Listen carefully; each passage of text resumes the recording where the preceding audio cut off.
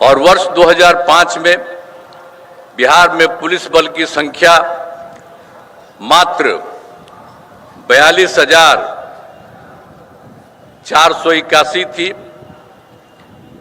481 थी, जो जरूरत के हिसाब से बहुत कम थी। इसलिए शुरू से ही पुलिस बल की संख्या को बढ़ाने पर जोर दिया गया और अब पुलिस की संख्या बढ़कर उसके बाद 1,10,000 हो गई। अब उसके बाद 2023 में पुलिस बल की संख्या को और बढ़ाने के लिए 2,29,000 तय किया गया है। अब उसके लिए काम शुरू हो गया है और जो काम शुरू हो गया है तब पुलिस बल की संख्या 1,31,000 हो गई है और नियुक्ति तेजी से जारी है। हमने ये कहा कि बहुत तेजी से इस काम को करिए और यही काम जो किया था कि अब पहले तो 1,10,000 हुआ था और उसी के बारे में तय किया कि इसको और बढ़ाएंगे या 2,29,000 तय किया जाएगा। तो अभी एक ही राउंड हुआ है, लेकिन उसके बाद हमने सब लोगों को कहा है कि इसको और तेजी से करिए ताकि उतनी संख्या जो कह रहे हैं हम लोग 2,29,000 वो जल्दी हो जाए। तो इसके लिए भी होने की बात हो रही है। और राज्य में वर्ष 2005 की तुलना में हत्या, डकैती, लूट और फिरौती हेतु अपहरण की घटनाओं में बहुत कमी आई है। अब किसी प्रकार के डर एवं भय का वातावरण नहीं है। लोग देर रात तक बाजार हाट का काम कर रहे हैं। लोग बिना डर भय के हर जगह आ जा रहे हैं। अब इसके बाद सर्वप्रथम शिक्षा एवं स्वास्थ्य के क्षेत्र में विशेष ध्यान दिया गया। पहले बहुत कम स्कूल थे। जब हम लोगों की सरकार बनी उसके बाद क्या हाल था? पहले बहुत कम स्कूल था, शिक्षकों की काफी कमी थी और जिसके कारण स्कूलों में ठीक से पढ़ाई नहीं होती थी। तो बड़ी संख्या में नए स्कूल खोले और नियोजित शिक्षकों की बहाली हम लोगों ने की और शिक्षा को बढ़ावा देने हेतु लड़के लड़कियों के लिए पोशाक एवं साइकिल योजना चलाई गई है। आप सब जानते हैं कि कितना ज्यादा किया गया भाई। आखिर शिक्षा को बढ़ावा देने हेतु लड़के लड़कियों के लिए पोशाक एवं साइकिल योजना चलाई और सभी पंचायतों में उच्च माध्यमिक विद्यालय खोले गए। लड़कियों को 12वीं पास करने पर 25,000 रुपये तथा ग्रेजुएट पास होने पर 50,000 रुपये की राशि दी गई है। अब लड़कियां भी खूब बढ़ रही हैं और स्कूलों में लड़के लड़कियों की संख्या लगभग बराबर हो रही है। तो वर्ष 2023 में बिहार लोक सेवा आयोग द्वारा 2,56,000 सरकारी शिक्षकों की बहाली की गई है। अब हम लोगों ने फिर बढ़ा दिया। अब पहले जो था 2006 में हमने कहा था कि नहीं आप ही लोग बहाल करिए, तो उसकी संख्या रही है 3 लाख बने, उसके 68,000 तो नियोजित शिक्षक बने। अब जिसमें अब उसमें जो हम लोगों ने सब कुरुआ किया तो 3 लाख जो 68,000 वाली थी उसी में से कुछ लोग लोक सेवा आयोग में पढ़ाई दी तो शामिल हुए, तो उसमें 28,976 सरकारी शिक्षक बन गए। तो जो हमने कहा कि 2,58,000 उसमें ये भी शामिल हो गए। तो इसलिए 3 लाख जो 68,000 था वो हो करके अब 3,39,000 और 24 नियोजन शिक्षक शेष बचे। तो उसके बाद हम लोगों ने कहा कि भाई एक जगह करके वो इसमें भी शामिल हुई है। अब किसी को इसमें बीपीएससी की परीक्षा में आने की जरूरत नहीं है।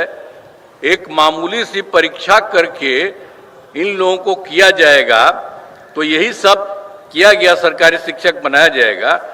तो इसके लिए सरकार ने तय किया कि 5 मौके हम लोगों ने तय किया और 2 परीक्षाओं का आयोजन हुआ, तो उसमें 2,54,000 नियोजित शिक्षक पास हो गए। अब उसके बाद बच गया है मात्र 85,000 शेष बच गए हैं। हाल ही में तीसरी परीक्षा भी हुआ है, 5 के बारे में बात था, तो अभी तीसरी परीक्षा भी हुआ है, लेकिन उसका कोई रिजल्ट अभी नहीं आया है। और उसके बाद अगला 2 बार भी बहुत जल्दी कराया। तो अब कुल मिला करके तो जो अब उसमें से मामूली परीक्षा में जो हम लोगों ने 2,24,000 कर दिया, और दूसरी बात जो पहले हम लोगों ने करवाया था लोक सेवा आयोग में बीपीएससी में 2,58,000, तो ये दोनों मिल करके अब कुल मिलाकर सरकारी शिक्षकों की संख्या 5,12,000 हो गई है। तो ये सब एक एक तरह से काम किया जा रहा है और शुरू से ही सभी स्वास्थ्य सेवाओं में सुधार किया गया है। पहले स्वास्थ्य व्यवस्था बहुत खराब थी। प्राथमिक स्वास्थ्य केंद्र में इलाज के लिए प्रति माह मात्र 39 मरीज ही आते थे, यानी प्रतिदिन एक दिन में 1 या 2 मरीज आते थे। पहले क्या हुआ था, जो हम लोगों का हुआ था उसके पहले 25 के पहले से जो लोग थे तो उनको क्या हाल था, यही था। और फिर हम लोगों ने 2006 से अस्पतालों में मुफ्त दवा और इलाज की पूरी व्यवस्था की है। और अब जानते हैं, ये जानना चाहिए कि अब प्राथमिक स्वास्थ्य केंद्र में हर महीने औसतन 11,600 मरीज आते हैं। अब उतना कम आता था, और कितना एक दिन में आता था, 1 या 2। अब सब जगह इतनी संख्या हो गई, तो प्राथमिक शिक्षा केंद्र में आपको बता रहे हैं हर जगह ये सब काम किया। अब इसके अलावे जो 6 मेडिकल कॉलेज थे पहले से, ये सरकार जो दूसरी हम लोग पहले वाला ही थे उसमें कुछ नहीं बना था, वो पहले से बना हुआ था 6 मेडिकल कॉलेज। उसके बाद हम लोगों ने बनाना शुरू किया, तो अभी तो काफी पहले 12 हो गया है, लेकिन 21 जिलों में नए मेडिकल कॉलेज बनाए जा रहे हैं, वो भी जल्दी होगा। लेकिन उसके बाद जो 7 था, कहीं कहीं हो गया था, कहीं छोटी जगह थी, उसके बारे में भी हम लोगों ने तय किया कि नहीं, 7 जिलों में भी मेडिकल कॉलेज बनाए जाएंगे। अब वो भी सब तय कर दिया गया है। अब पटना मेडिकल कॉलेज अब वो तो कर रहा है तेजी से, वो सब काम भी हो ही रही है। तो पटना मेडिकल कॉलेज एवं अस्पताल में जो 6 ही था, तो अब जो पटना मेडिकल कॉलेज अस्पताल को 5,400 बेड तथा अन्य 5 पुराने मेडिकल कॉलेज को 2,500 बेड का किया जा रहा है। हम लोगों ने ये भी तय किया। और आप जानते हैं, हम बराबर जाकर के पटना मेडिकल कॉलेज देखते रहते थे पहले, आज भी देख रहे हैं। तीसरा राउंड भी हो गया है, अब 5 राउंड में उसको पूरा का पूरा कर देना है, 5,400 बेड। और कितना जो देख रहे हैं, अगर जाइएगा तो सब लोग आप लोगों को हम कहेंगे, हम जाते हैं तो आप लोग भी तो आते ही है कोई ना कोई, तो जा करके देखिए कि कितना बड़ा मेडिकल कॉलेज हम लोग पटना मेडिकल कॉलेज का बनवा रहे हैं। और उसी तरह से जो पुराना वाला जितना था, तो 5 जो पहले वाला था उसको भी ठीक बनाया जा रहा है। और उसके बारे में भी कह दिया है कि उसके लिए 2,500 बेड बनाया जाएगा। और एक जो यहाँ था Indira Gandhi institute of medical science IGIMS Patna में, तो उसमें तो कोई कुछ नहीं होता था, तो उसके लिए भी हम लोगों ने देख करके पूरा किया। और उसको भी हम कह दिए कि 3,000 बेड का बनाया जाएगा। वहां देखिए कितना काम हो रहा है और कितना ज्यादा उसमें हम लोगों ने जगह बना दिया। अब कितना ज्यादा वहां पर जा रहे हैं इलाज के लिए, तो बहुत अच्छा हुआ। तो ये तो सबका कर ही दिया गया है, और बिल्कुल और नया जो बन रहा है वो काफी अच्छा बन रहा है। अब राज्य में सड़कों पुल पुलियों का निर्माण कराया गया है। राज्य के सुदूर क्षेत्रों में 6 घंटे में पटना पहुंचने के लक्ष्य को, तो जो बात हुआ था हम लोगों ने पहले किया था 2016 में ही सड़कों और पुल पुलियों का, तो 6 घंटे में दूर से यहाँ आ जाता था। लेकिन उसके बाद फिर हम लोगों ने और कराया इसको करने का, तो अब सबसे दूर से पटना आने में अब हो गया है 5 घंटा। तो इसके लिए हम लोग और करवा रहे हैं कि इसी तरह से और अच्छे ढंग से सब जगह से हो। अब उसके बाद जो वर्ष 2015 में हम लोगों ने क्या किया, 7 निश्चय के तहत किया, अनेक काम किया गया, बहुत सारा काम किया गया। तो हर घर तक बिजली, हर घर नल का जल, हर घर शौचालय था, टोलों में पक्की सड़कों को जोड़ने का काम पूरा हो गया है। जो नई बसावटें घर बन गए हैं उनमें ये काम कुछ भी दिनों में पूरा करा लिया जा रहा है। अब जिसका भी घर टूट गया या कोई नया घर बनाया उसके लिए भी बनाया जा रहा है और सब कुछ किया जा रहा है।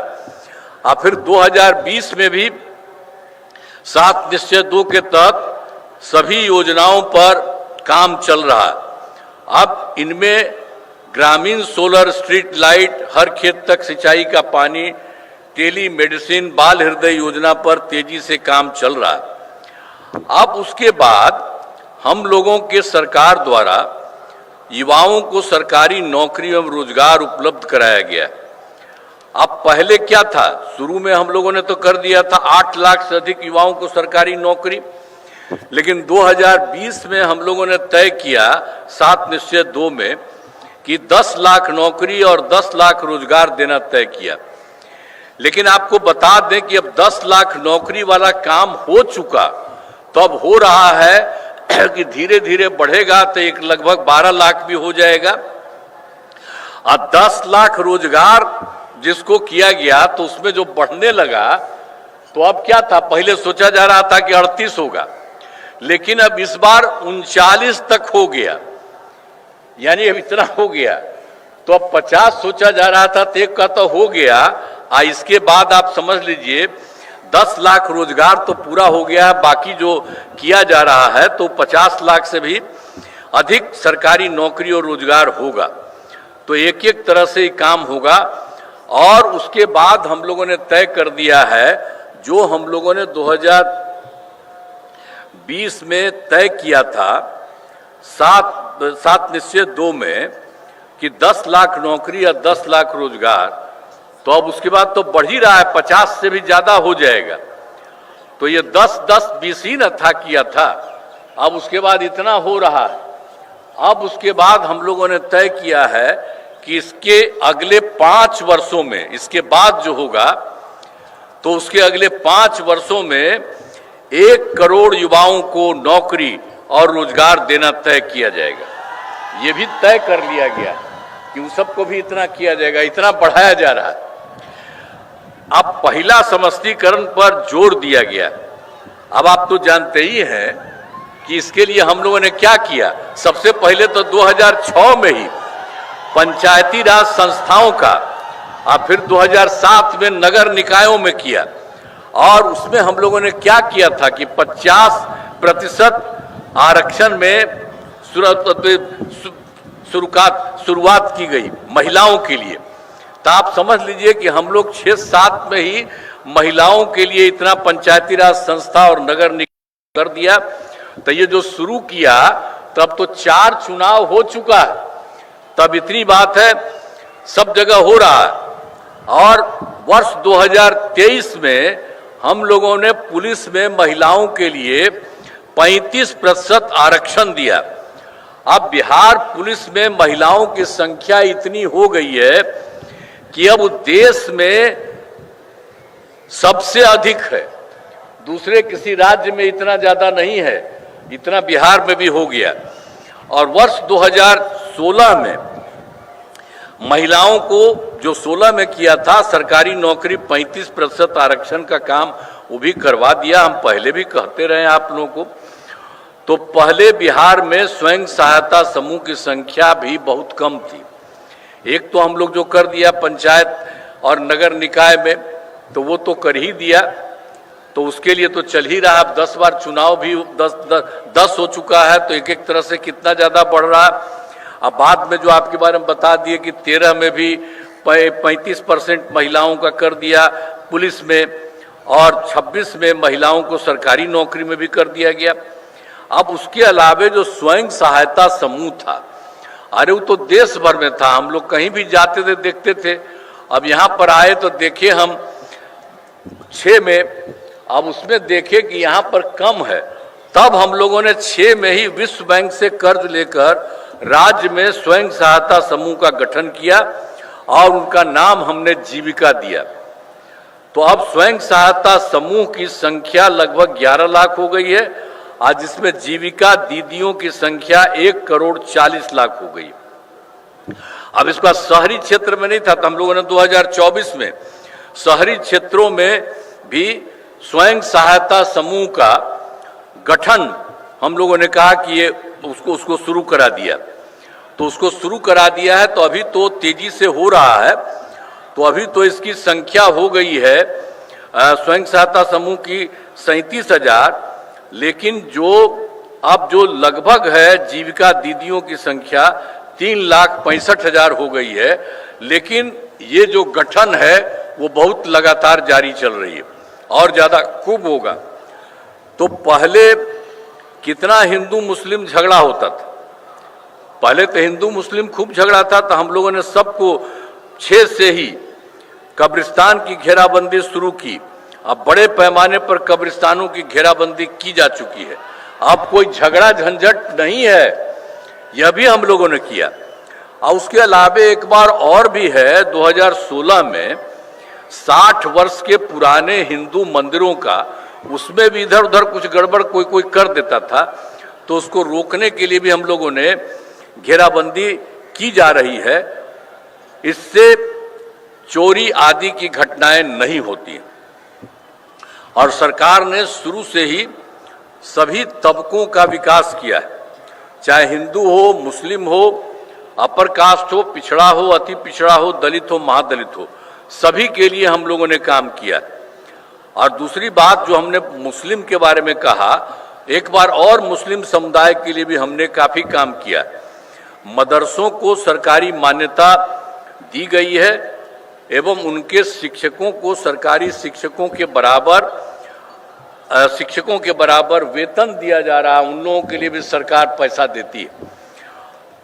फिर उसके बाद 2023 में जाति आधारित गणना कराई, तो आप सब लोग जानते हैं, जिसमें लोगों की आर्थिक स्थिति की भी जानकारी ली गई। तो उसी में हम लोगों ने कहा कि भाई जो जाति आधारित गणना है तो वो निकला 94 लाख गरीब परिवार पाए गए, जिसमें अपर कास्ट, पिछड़ा, अति पिछड़ा, दलित, महादलित, मुस्लिम सब थे। तो इसके लिए हम लोगों ने तय किया कि रोजगार हेतु 2 लाख रुपए की दर से सहायता देना शुरू किया और इसके लिए सहायता हम लोगों ने तय कर दिया कि 5 वर्ष में इसको पूरा करेंगे। लेकिन अब हम लोगों ने तय किया कि नहीं, सब 5 साल का कोई जरूरत नहीं है, अब इन सभी परिवारों को एक साथ सहायता दी जाएगी।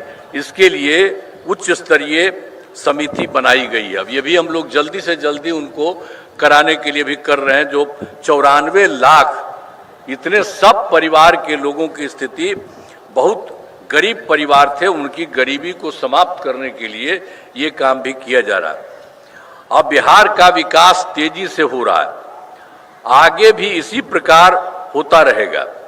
अब वर्ष 2024 के दिसंबर एवं 25 के जनवरी फरवरी माह में मैंने प्रगति यात्रा के दौरान सभी जिलों में जाकर, अभी तो हम लोग जो किए थे 2024 में दिसंबर में या 25 में जनवरी फरवरी में, प्रगति यात्रा के दौरान सभी जिलों में जा करके विकास कार्यों को देखा और जो कमी रही उसे पूरा करने के लिए कुल मिला करके सब जगह मिल गया है 430 नई योजनाओं की स्वीकृति हुई। अब उसके लिए काम हम लोग सबके लिए शुरू, हर एक जगह, हर जगह के लिए, हर जिले में, हर जगह के लिए भी सब काम किया जा रहा है। तो उस पर 50,000 करोड़ रुपए की लागत लगेगी, इसके लिए भी काम हम सभी योजनाओं पर तेजी से काम चल रहा है। अब हाल ही में सरकार ने कुछ नए कदम उठाए जिसके सभी को काफी फायदा होगा। पहला है गांव में शादी समारोह आयोजित करने के लिए सभी जगह उपलब्ध नहीं रहती है। इसे देखते हुए सरकार सभी पंचायतों में विवाह भवन का निर्माण कराएगी, ये तय किया। इस पर 4,026 करोड़ रुपए की राशि खर्च की जाएगी, जिसमें गरीबों को काफी फायदा होगा। और दूसरा है, जीविका दीदियों को बैंकों से ऋण के ब्याज को 10 से घटाकर 7% कर दिया गया है।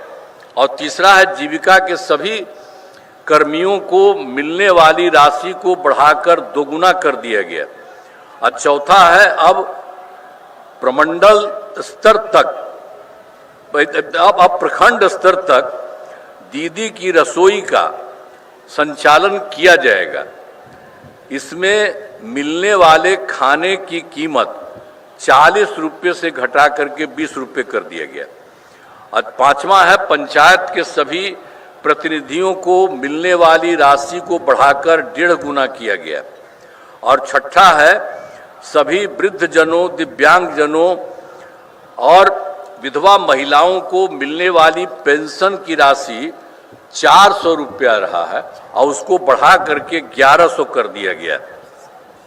इससे बड़ी संख्या में लोगों को फायदा होगा। और एक चीज अभी और हाल ही में हम लोगों ने कर दिया है कि आप जानते ही हैं कि 2018 में हर घर बिजली पहुंचा दी गई, सब जगह कर दिया गया था। और सरकार द्वारा तो शुरू से ही बहुत सस्ती दर पर बिजली दी जाती थी, लेकिन अब लगभग सभी घरेलू उपभोक्ताओं को बिजली मुफ्त देने का तय कर दिया है। अभी हाल में यही तय हो गया है, अब सबको कोई पैसा नहीं लगेगा। अब बिजली वाले में उन सब लोगों को मुफ्त में लगेगा। और सरकार की तरफ से सभी, अब जो लोग चाहेगा, इच्छुक लोगों के घरों पर सोलर लगाए जाएंगे। जो भी हम लोग चाहेंगे कि वो सब भी करे, ऊपर सोलर लगाए जाएंगे। इससे सभी को बहुत फायदा होगा। अब सब तो सरकार तो अपने पैसे से लेकर के कम पैसा में देती थी, लेकिन अब इस बार हम लोगों ने तय कर दिया अभी हाल ही में कि अब उसको मुफ्त में, कोई पैसा नहीं लगेगा, अब उसको मुफ्त में दिया जाएगा। और उसके अलावे उसके घर पर भी लगाने के लिए जो हमने बोल दिया, घरों पर सोलर लगाया जाएगा। अब मैं कुछ नई घोषणाएं करता हूं। राज्य में नौकरी के लिए आयोजित होने वाली प्रारंभिक प्रतियोगिता परीक्षाओं में परीक्षा शुल्क को घटाकर मात्र 100 रुपये कर दिया जाएगा तथा मुख्य परीक्षा में कोई परीक्षा शुल्क नहीं लिया जाएगा। और दूसरी बात और किया जा रहा है, बिहार में नए उद्योग लगाने के लिए विशेष सहायता दी जाएगी और इसके अंतर्गत कैपिटल सब्सिडी, ब्याज सब्सिडी तथा जीएसटी के लिए दिए जाने वाले प्रोत्साहन राशि को दोगुना किया जाएगा। फिर और उसके बाद उद्योग लगाने के लिए सभी जिलों में जमीन की व्यवस्था की जाएगी तथा रोजगार देने वाले उद्योग को मुफ्त में जमीन दी जाएगी। और उसके बाद उद्योग लगाने हेतु आवंटित भूमि से संबंधित विवादों को समाप्त किया जाएगा। और उसके बाद यह सुविधा अगले 4 महीने में उद्योग लगाने वालों को दी जाएगी। और उसका तीसरे नंबर पर भी काम राज्य के 7 जिलों क्रमशः किशनगंज, कटिहार, रोहतास, शिवहर, लखीसराय, शेखपुरा, अरवल में नए मेडिकल कॉलेज अस्पताल, पहले तो हम बता रहे थे कि 7 के लिए भी हम लोग बचा हुआ उसके लिए करेंगे, तो उसके बारे में फिर बता दे रहे हैं आपको कि 7 जिलों में किशनगंज, कटिहार, रोहतास, शिवहर, लखीसराय, शेखपुरा और अरवल में नए मेडिकल कॉलेज में अस्पताल खोले जाएंगे।